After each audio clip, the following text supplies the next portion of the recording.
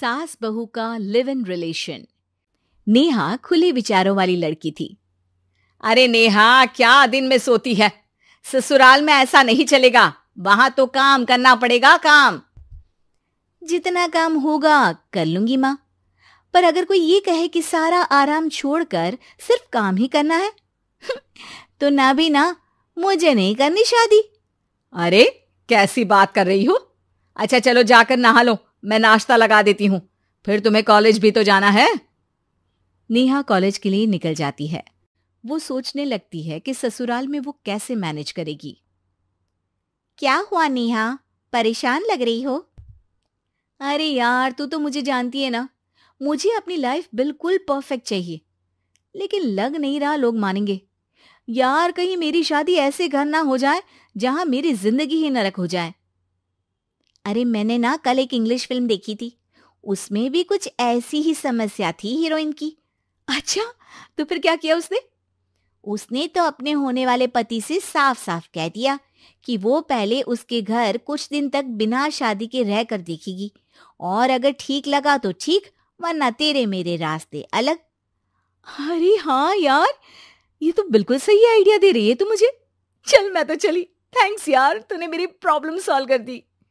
ये बोलकर नेहा खुशी खुशी वहां से निकल जाती है, लेकिन पीछे से उसकी सहेली कहती है, अरे नेहा, नहीं नहीं, कुछ नहीं सुनना मुझे।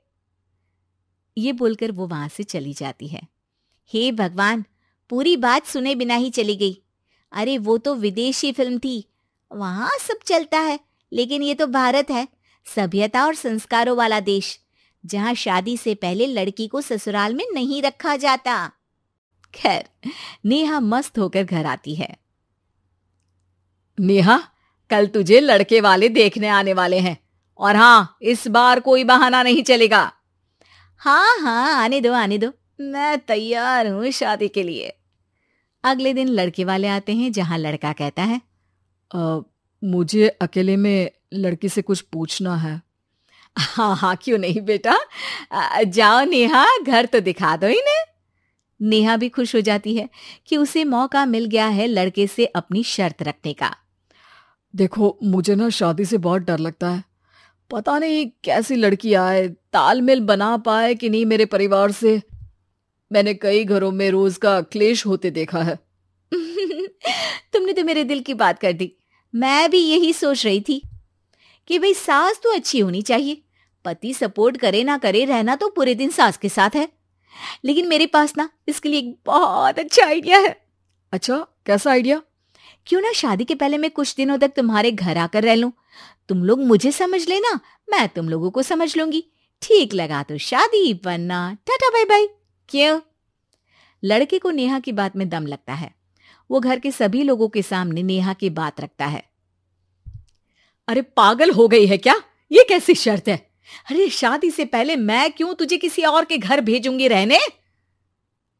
अरे लड़की के ख्याल तो 20 साल आगे के हैं, इतनी भी खुले विचारों वाली लड़की नहीं चाहिए हमें।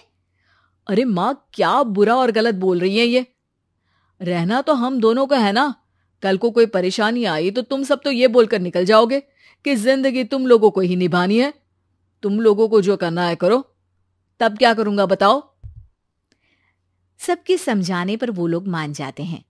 वाह, मैं 2-3 दिनों में पैकिंग कर लूंगी, तो आकर मुझे ले जाना। और नेहा पहुंच जाती है विशाल के घर। आओ आओ, ये रहा तुम्हारा कमरा। इस घर में तुम एज अ गेस्ट रहो, लेकिन माँ तुम्हें बहू की तरह ही ट्रीट करेंगी, और तुम भी उन्हें सास की तरह ही रखना। बस फिर क्या था, शुरू हो जाता है लिव इन सास बहू का ड्रामा। अरे चाय तो बना दे बहू। जी सासू माँ, अभी लाई। नेहा चाय लेकर आती है कि बस चाय लेकर आई हो, इसके साथ पकोड़े भी ले आती। लेकिन आपने तो बताया ही नहीं कि आपको चाय के साथ पकोड़े भी चाहिए। हाँ हाँ, अब तो पता चल गया ना। रात को खाना खाने के बाद नेहा किचन में खटर पटर कर रही होती है। क्या हो रहा है वहां नेहा? माँ जी, मैं ना रात को अदरक वाली चाय पीकर सोती हूँ, ये मेरी आदत है। अच्छा, तो जरा मेरे लिए भी बना देना। दोनों सास बहू रात को चाय पीती हैं। अगले दिन, नेहा, मैं मंदिर जा रही हूँ, मेरी साड़ी निकाल कर बेड पर रख दे। नेहा सास के लिए साड़ी निकाल कर रख देती है। वो देखती है कि उसके आने के बाद से सास ने घर का कोई भी काम करना छोड़ दिया है। यार मैं क्या करूं? ऐसा ससुराल तो मुझे नहीं चाहिए था जिसमें मैं ही सारा काम करूं। मैं तो ऐसा घर चाहती हूं जहां सास और बहू दोनों मिलकर किचन में काम करें। हे भगवान, रात को चाय पी ली, पेट में गैस बन गई, अब तो चला भी नहीं जा रहा है। मुझे तो ऐसी बहू चाहिए जो हेल्थ के प्रति कॉन्शियस हो, क्योंकि वो ठीक रहेगी तभी तो मैं ठीक रहूंगी। दोनों समझ जाती हैं कि वो लोग एक दूसरे के लिए नहीं बने हैं। अगले दिन, नेहा, जरा चाय तो ले आना। नेहा चाय के साथ चिला भी बनाकर ले आती है। सास खा पीकर सो जाती है। अगली सुबह, तेरी बुआ सास आ रही है, उसे मैंने तेरे बारे में बताया है। तभी वहां गंवार सी एक महिला आ जाती है। चलो यहां से निकलो, कुछ नहीं है खाने के लिए, जाओ।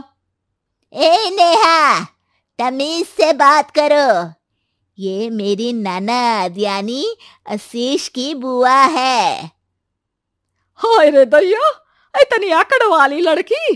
अरे यही है ना जो शादी से पहले ही आकर बस गई है यहाँ पर।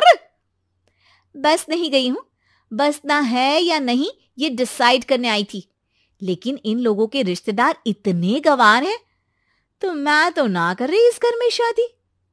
अरे भाभी, और क्या कमी थी हमारे आशीष में जो आपने ऐसी लड़की की शर्तों को मान लिया? अरे वो तो आशीष के कहने पर मैं झुक गई, वरना ऐसी लड़की को तो मैं घर में घुसने भी ना दूं। ए हेलो, ऐसी लड़की कैसी लड़की? हाँ, बिना समझे बुझे शादी कर लूं? अब तो समझ गई ना कि हम लोग गांव के हैं। भाभी को खाट पर सोना और रिश्तेदारों का गांव से आना जाना तो लगा ही रहना है इस घर में। हाँ हाँ, मैं तो किसी मॉडर्न घर में शादी करूंगी। ये बोलकर नेहा वहां से चली जाती है। अपने घर में आकर नेहा कहती है, ना मां ना, लिव इन में रहकर देख लिया, ये गांव के लोगों का कोई भरोसा नहीं है।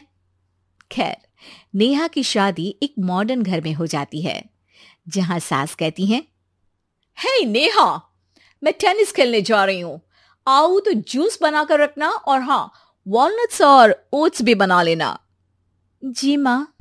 माँ मॉम बोलो डार्लिंग, माँ इज ओल्ड फैशन। बेचारी नेहा सर पर हाथ रख लेती है। हे भगवान, ये सास तो सास ही होती है, गांव की हो या शहर की।